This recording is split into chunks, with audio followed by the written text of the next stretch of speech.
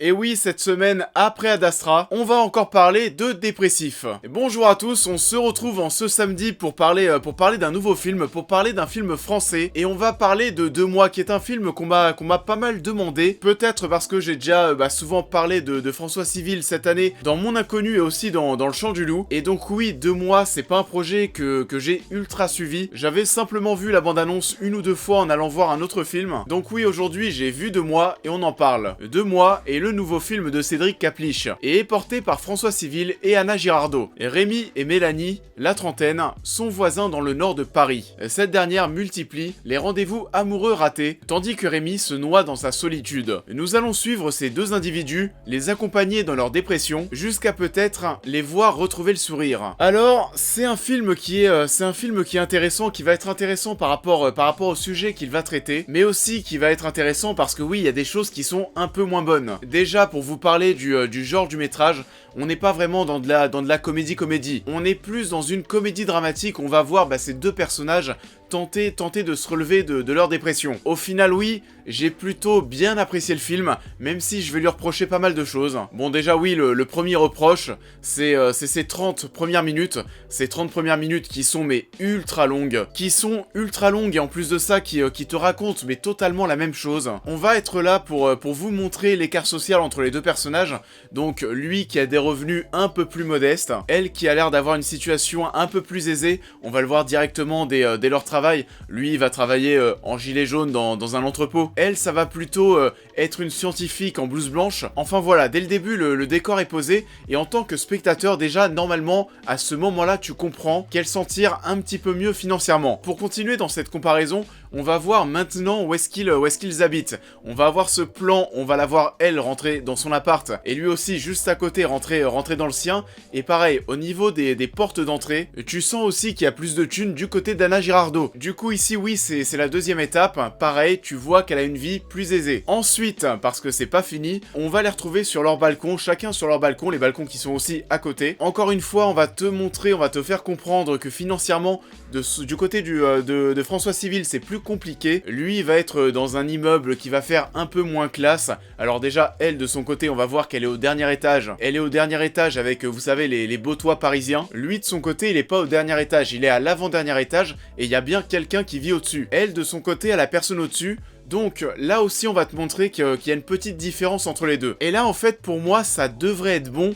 Tout le monde a compris, tout le monde comprend ce qu'on essaie de te raconter. Ce qui est cool, c'est qu'on te le fait très subtilement, on va simplement te montrer les choses sans te les dire. Mais ensuite, malheureusement, pendant des dizaines et des dizaines de minutes, on va te balancer encore d'autres exemples, au cas où, si t'avais pas compris. On va retrouver les scènes, bien sûr, où les deux vont aller consulter un psy.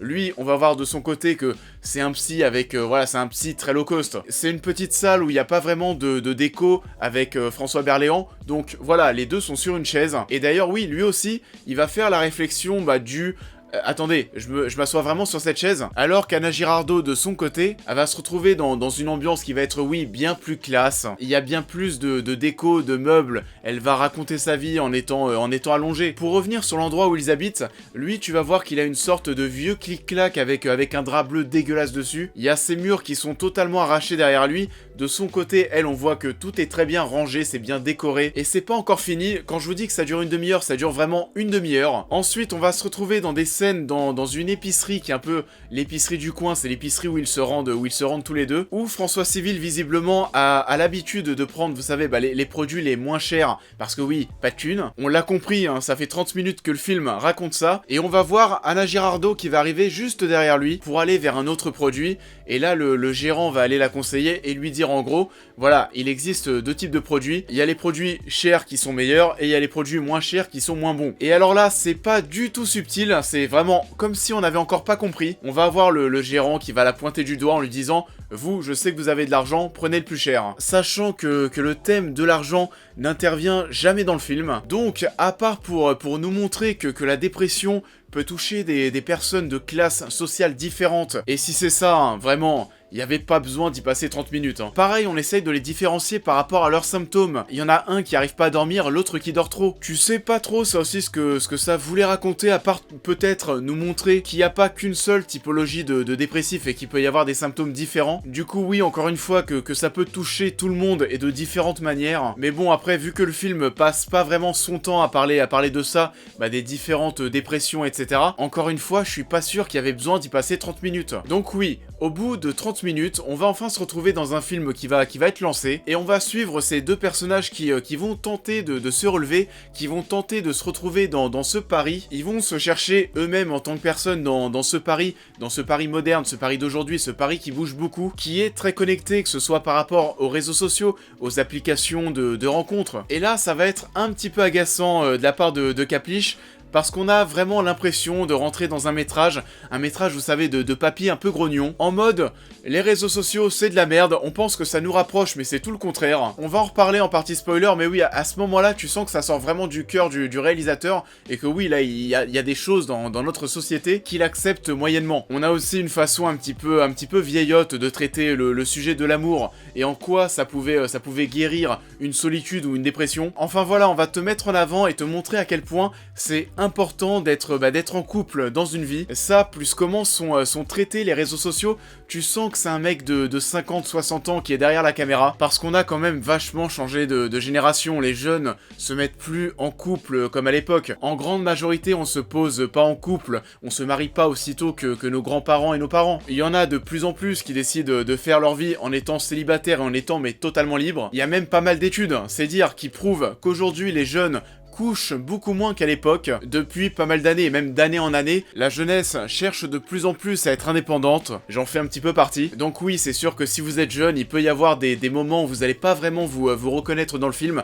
Comme je vous dis, vraiment, c'est cette importance d'être en couple dans une vie. Et donc oui, là, à ce moment-là, c'est vrai que j'ai ressenti un petit décalage. Par contre, la gestion de la dépression entre les deux personnages est plutôt réussie. C'est pas non plus ultra profond, ça reste léger. Le but, c'est pas de sortir de la salle en étant soi-même aussi déprimé. Mais ça reste assez subtil parce que ouais, pendant un long moment, tu te demandes, tu te dis mais pourquoi est-ce que ces deux personnes sont déprimées? Petit à petit, tu vas découvrir pourquoi, mais c'est vrai que pendant un long moment, tu te poses la question, tu te dis quoi? Tu te dis que les deux habitent à Paris, les deux en plus dans des appartes qui ont l'air quand même assez grands, c'est assez spacieux, ils sont pas dans un foutu 10 mètres carrés comme moi, parce que oui, je ferai bientôt une vidéo setup, et j'ai bien 10 mètres carrés. En plus de ça, tu les vois tous les deux de leur côté qui sont plutôt beaux gosses, tu comprends pas trop, et petit à petit, tu vas creuser, et au bout d'un moment, tu vas commencer à voir vraiment ce qui les ronge, comme si nous aussi, on était leur psy, parce que généralement, quand t'as une personne qui arrive chez un psy, cette personne va pas se dévoiler intégralement, et c'est en creusant que tu vas commencer à voir quelle est la blessure cachée. Là, c'est un peu pareil, et le rendu du film et de son montage final ressemble à une psychanalyse. On va savoir au bout d'un moment ce qui les a touchés. Et ce qui est intéressant, c'est que ces deux personnages, dans un premier temps, ils vont se retrouver très souvent à quelques mètres d'écart, que ce soit à l'épicerie ou alors tout simplement sur leur balcon, et ils ne vont jamais se voir. On va y revenir dans la partie spoiler, mais en tout cas ce qui est sûr c'est qu'à ce moment-là, j'étais content parce que on était face à ces deux personnages qui ne se voyaient pas, ça raconte pas mal de trucs. En plus de ça, on va te faire croire à plusieurs moments qu'ils vont se rencontrer d'une manière un petit peu tirée par les cheveux. Je pense notamment à tout ce qui va tourner autour de la compa, de la danse et du chat blanc. Et ça raconte du coup pas mal de choses. Alors déjà de 1, qu'il est possible de se trouver physiquement à côté de quelqu'un sans se rendre compte que cette personne ne va pas très bien. Ça vous est peut-être déjà arrivé, vous avez certainement eu un ami qui était pas très bien mais qui n'osait pas le dire, et du coup vous avez passé des semaines et des mois peut-être à côté de cette personne qui souriait, mais au final à l'intérieur ça allait pas très bien. Mais aussi dans un second temps, si ça ne se voit pas, c'est que les personnes qui sont dépressives, qui ne sont pas très bien, ont souvent tendance à regarder vers le bas, que ce soit regarder vers le bas tout le temps, regarder vers le bas en marchant, on ne lève plus les yeux, on ne regarde plus les gens, et on n'affronte plus le monde dans lequel on vit. Et donc oui, toute cette partie sur la dépression est plutôt bien gérée. Je le répète, ça reste léger, c'est subtil, ça raconte des choses sur le fait qu'on ne voit pas la dépression des autres, et quand on est dépressif, on ne la voit pas aussi parce qu'on ne lève pas les yeux. Toute cette partie va permettre au spectateur de se poser des questions, sur sa vie, s'il est aussi aveugle vis-à-vis de ses proches qui ne sont pas forcément au top. On va revenir sur la fin qui fait traîner. On appréciera la présence de Simon Abkarian au casting. On l'avait déjà vu dans Edmond au début de l'année qui jouait l'un des deux producteurs corse qui était oui très drôle. Anna Girardot et François Civil font le taf. C'est un peu son année d'ailleurs pour lui, c'est une année qu'il a pas mal révélé. J'ai pas envie de dire aux yeux du grand public parce que 2 mois et Mon Inconnu ça reste 2 films qui vont faire peu d'entrées. Le Chant du Loup oui par contre pourquoi pas, là ça a bien plus cartonné. Et par contre aussi toute l'intrigue avec Farida est sous-exploitée. Elle va totalement disparaître en fin de métrage et t'as l'impression qu'il manque un petit bout dans sa relation avec François Civil. 2 mois est un film sympathique sur la dépression d'un homme et d'une femme. Ça reste léger, mais on passe un bon moment malgré un début de métrage assez long à la détente. Et on va avoir oui des sujets qui sont traités de manière un petit peu vieillotte. On va rentrer comme d'habitude dans une petite partie spoiler. Pour ceux qui vont quitter la vidéo, n'oubliez pas de la liker, de la partager, de me suivre sur tous les réseaux, de vous abonner et on passe en partie spoil. Alors oui déjà dans un premier temps on va parler un petit peu de cette attaque envers les réseaux sociaux. Et donc oui ça va parler de Tinder, ça va parler d'Appen, te montrer à quel point ça ne sert à rien. On va avoir Anne Girardot qui va faire 2 rencontres dans le film il me semble. Donc il y a un mec qui ne parle pas, qui n'a rien à dire, un mec qui est pas intéressant et un autre homme qu'elle va rencontrer où là ça va se réduire à une histoire de cul. Une histoire de cul qui va mal se finir. Elle va finir dans un état totalement alcoolisé, à vomir par terre avec un inconnu chez elle. De l'autre côté, pour quitter les applications de rencontres, on va avoir donc le personnage de François Civil, on va avoir Rémi qui va s'ajouter, qui va se mettre sur Facebook, qui va retrouver un ami d'enfance qu'il avait oublié, et vu comment le moment est gênant, je pense pas que le fait de le retrouver c'était la meilleure chose qu'il y avait à faire. Donc oui, après 30 minutes, on va te faire comprendre que les 2 personnages ne sont pas de la même classe sociale, pas de la même classe sociale, mais un peu pareil aussi parce qu'ils vivent juste à côté. On va passer je ne sais pas combien de temps à détruire notre mode de vie actuel qui est oui rythmé par les réseaux sociaux. On est clairement là pour te dire et pour te montrer que tout ça, ça ne marche pas, que c'est de la merde, que ça vous fait perdre votre temps. Alors que bon, là aussi, je m'y reconnais pas. Hein. J'ai tellement de connaissances qui ont rencontré des personnes avec qui ils passent beaucoup de temps aujourd'hui sur des applications, des sites de rencontres. J'en ai 2, ils se sont rencontrés sur Tinder, ça fait 4 ans qu'ils sont en couple. Et des exemples comme ça, il y en a plein, il y en a pour tout le monde. Donc voilà, tout ce qui va être raconté autour des réseaux sociaux et des applis de rencontres dans le film, c'est un peu facile et comme je le disais, c'est un peu traité comme un papy grognon. En règle générale, je suis pas trop pour ces discours qui vont être très extrêmes, où ça va manquer clairement de nuances. Là, c'est vraiment le cas, on va pile dans la connerie. Et le final, ouais, c'est un peu niais, je suis un peu déçu parce qu'en fait, je voulais vraiment qu'ils ne se rencontrent pas. Je pense vraiment que toute la dernière heure de film,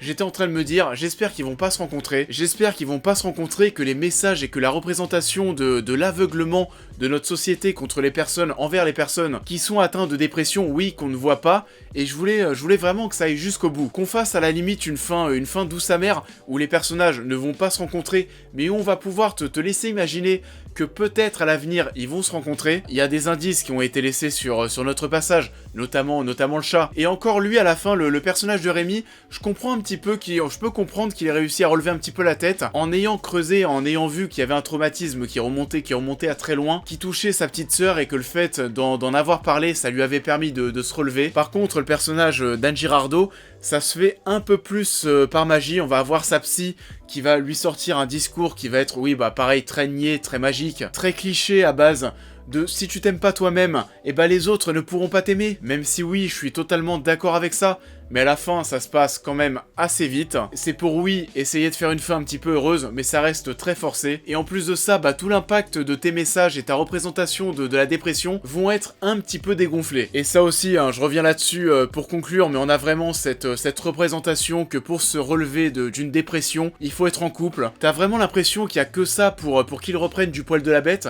et pour 2 personnages qui ont 30 ans, c'est un peu triste. Ça en est tout pour cette critique, j'espère qu'elle vous aura plu. Comme d'habitude, je vous invite à la liker, à la partager, à me dire en commentaire ce que vous avez pensé de 2 mois, à me suivre sur tous les réseaux, à vous abonner, à aider la chaîne à se développer sur Tipeee et Utip. Et on va se retrouver, surprise, si tout va bien, demain pour parler encore une fois d'un petit film qui certainement ne fera pas encore des vues. Ma critique de Music of My Life qui est sortie la semaine dernière, on peut appeler ça un petit bide. Donc je sais pas, j'essaie quand même de mettre en avant des films qui ont un peu moins de visibilité. N'oubliez pas pour ceux qui regardent ces vidéos et qui en plus de ça ont bien aimé le métrage, allez liker pour vous aussi donner un petit peu de portée aux vidéos. Donc voilà, normalement on se voit demain, à très vite.